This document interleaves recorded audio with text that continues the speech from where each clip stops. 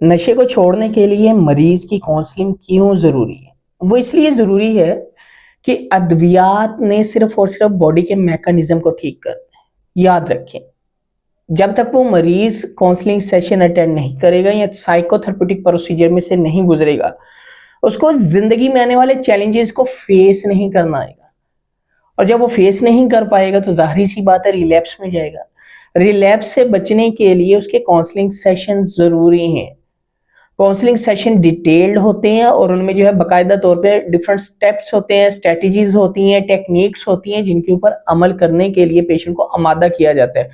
और इस चीज के ऊपर भी आमादा किया जाता है कि किस टाइम किस सिचुएशन में कौन से ट्रिगर को कैसे आपने टैकल करना है, कैसे आपने क्रिटिसिज्म को जो है फेस करना है, कैसे रिलैप्स प्रिवेंशन के ऊपर काम करना है। इसलिए जरूरी होती है। अगर काउंसलिंग सेशन नहीं होंगे तो यकीन करें कि उसके जो रिलैप्स की तरफ जाने के जो चांसेस हैं वो ज्यादा होंगे। क्यों? अब एक तो होगी बॉडी की नीड। बॉडी की नीड जो है बेसिकली वो अद्वियात अगर साथ ले रहा है तो वो मेडिसिन से ठीक हो जाएंगी। एक होती है साइकोलॉजिकल नीड्स।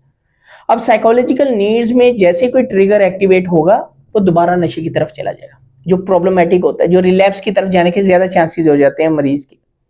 तो इसलिए काउंसलिंग बहुत ज्यादा जरूरी है।